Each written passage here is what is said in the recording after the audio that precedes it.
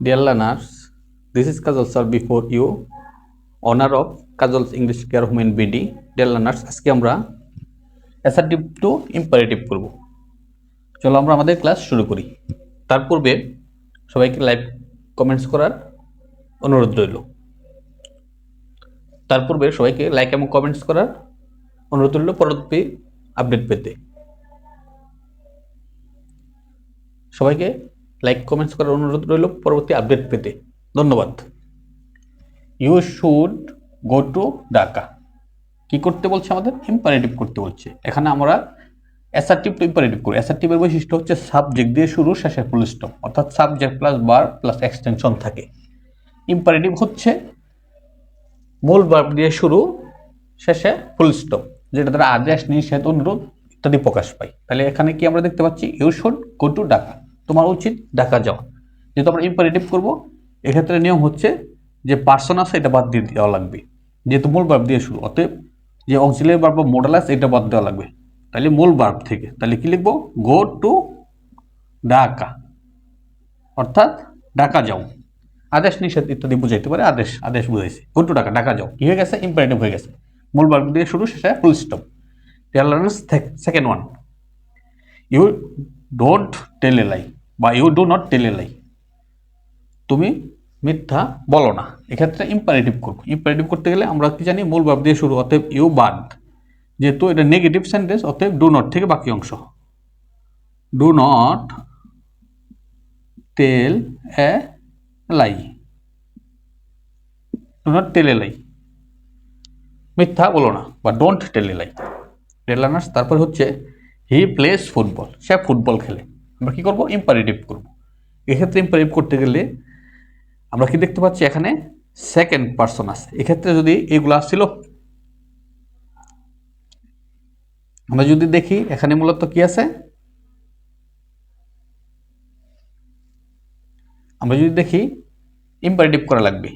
He plays football, এখানে third person আছে। যদি থার্ড পারসন বা ফার্স্ট পারসন থাকে তাহলে আমরা কি করব? ইম্পারেটিভ করার সময় কি করব? তার আগে আমরা দেখি যে আগে দুইটা সেন্টেন্সে কি ছিল? ইউ ছিল, অর্থাৎ সেকেন্ড পারসন ছিল। আর এটাতে বলছি থার্ড পারসন বা ফার্স্ট পারসন। ইউ বাদে যেগুলো, এগুলোর মধ্যে আমরা আমাদের ফার্স্ট পারসন, আর আমি আর তুমি বাদে যা আছে পৃথিবীতে সব থার্ড পারসন। তাহলে হি প্লেস ফুটবল, আমরা কি করবো? ইম্পারেটিভ করবো। এক্ষেত্রে নিয়ম হচ্ছে লেট দিয়ে শুরু করতে হয়। কি দিয়ে? লেট দিয়ে, লেট। তারপরে নিয়ম হচ্ছে যে সাবজেক্ট আছে ফার্স্ট পারসন বা সেকেন্ড পারসন, এর অবজেক্টিভ ফর্ম। তাহলে আমরা কি করবো? Let him. তারপরে বাকি অংশ প্লের সাথে এস ছিল, এস বাদ যাবে, কারণ এটা হচ্ছে অবজেক্ট হয়ে গেছে। এখন এটা কোনো পার্সন নাই, যে কারণে এটা মূলত ভার্ব প্রেজেন্ট হয়ে যাবে। Football, let him play football, তাকে ফুটবল খেলতে দাও। অনুমতি বা প্রার্থনা, অনুমতি চাইছে মূলত ইম্পারেটিভ সেন্টেন্সে, তাকে যেতে দাও। প্রার্থনা বুঝাইছে বা অনুমতি বুঝাইছে, তার কাছে অনুমতি চাইছে।